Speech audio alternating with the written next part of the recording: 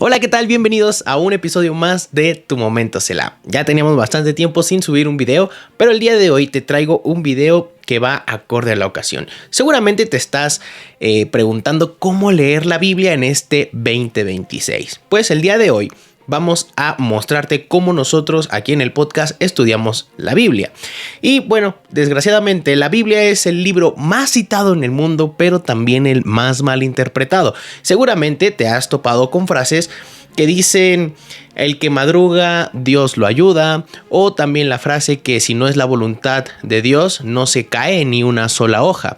Bueno, pues esos versículos no vienen en la Biblia. El día de hoy quiero enseñarte cómo leer la Biblia correctamente, no como un libro mágico, no como frases motivacionales, sino como la palabra de Dios que transforma la mente y tu vida. Punto número 1. La Biblia no fue escrita para ti, pero sí para ti.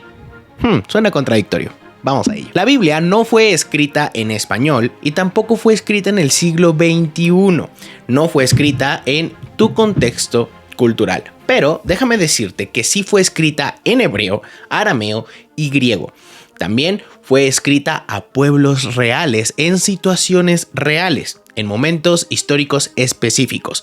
Pero aquí está la clave. Aunque no fue escrita directamente para nosotros, sí fue escrita para nosotros. Cuando ignoramos esto, caemos en errores graves. Segunda de Timoteo 2:15 dice lo siguiente: procura presentarse a Dios aprobado.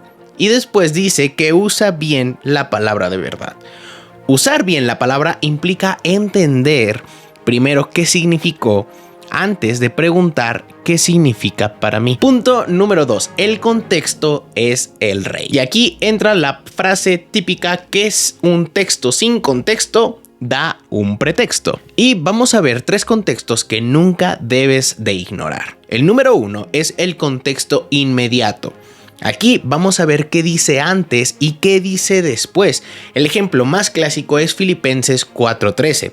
Todo lo puedo en Cristo que me fortalece. Y este es un versículo que ocupamos comúnmente para decir que todo lo vamos a poder o que tenemos una fortaleza ilimitada provista por Dios. Y de cierta forma es correcta, pero no se debe de interpretar de esa forma. Pablo habla de contentamiento, no de un éxito ilimitado. Pablo aprendió a contentarse con lo que Dios le proveía, teniendo y no teniendo. De igual forma, le dijo esto a los filipenses, que gracias a ellos pudo financiar sus diferentes viajes misioneros. Un error sería ocuparlo directamente para reclamar una victoria cual fuese o de un poder ilimitado. Entonces lo estaríamos sacando de contexto completamente. Número 2. El contexto histórico y cultural. Aquí vamos a ver 3 puntos: a quién se escribe, qué estaba pasando y qué problema se estaba tratando. Un claro ejemplo que vamos a ver de un contexto histórico y cultural es justamente entre Pablo y Santiago. Santiago, en Santiago 2:24, nos habla de una fe que tiene que mostrar obras o poder justificarse a través de ellas. Y Romanos 3:28 nos dice que solamente vamos a ser salvos pero sin obras. Entonces, ¿estos se están contradiciendo o qué es lo que está pasando? Bueno, absolutamente no. Pablo usa la palabra justificado, que se refiere a salvo o declarado justo. Sin embargo, Santiago hace una referencia vindicado o validado hacia esta palabra. Completamente diferentes, y el contexto aquí vale mucho. Cuando habla de obras, Pablo se refiere a las obras de la ley, mientras que Santiago habla de las obras que produce la fe. Aquí es en donde ambos concuerdan. Tu fe tiene que demostrar por obras que es genuina. Y Pablo está diciendo que no por hacer obras o no por actuar de cierta forma, tú vas a ser salvo. Eso ya lo hizo nuestro Señor Jesucristo cuando pagó nuestros pecados en la cruz. Y número 3. El contexto bíblico total. La Biblia no se contradice y se interpreta con la misma Biblia.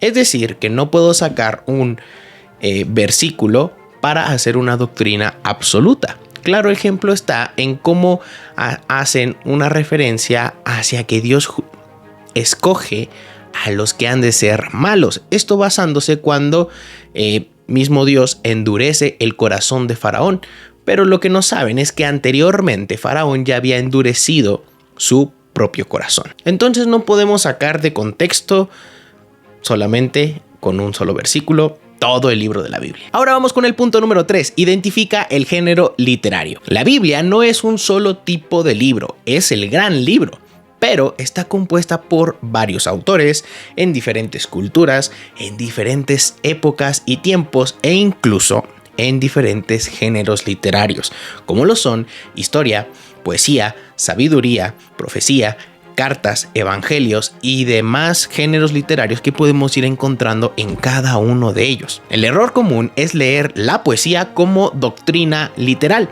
y otro es leer los proverbios como promesas absolutas. Seguramente te ha pasado que has leído Proverbios 22:6, donde dice: instruye al niño en su camino y aun cuando fuere viejo no se apartará de él.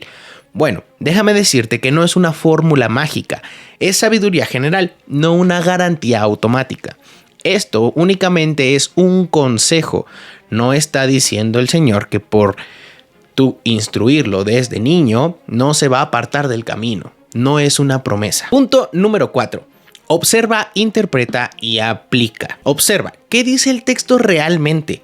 Palabras clave, repeticiones o incluso conectores. Interpreta, ¿qué significó para los primeros creyentes? Aplica, ¿cómo transforma mi vida hoy? Santiago 1:22 dice: sed hacedores de la palabra y no solamente oidores. La Biblia no se estudia solamente para saber más, sino para aprender a vivir de mejor manera y agradable a Dios. Punto número 5. El espíritu y la humildad. La Biblia no es un libro académico. Primera de Corintios 2:14 menciona que las cosas del espíritu han de discernirse con el espíritu. El espíritu ilumina al creyente humilde que busca obedecer. Eso sí, el espíritu no contradice el texto, tampoco anula al estudio y mucho menos justifica interpretaciones locas. Los errores más comunes que te vas a encontrar al leer la Biblia es que leas solamente versículos sueltos, que busques que el texto confirme lo que ya creo, o leerla solamente cuando tengo problemas. Incluso no vivir lo que entendiste y Dios ya te mandó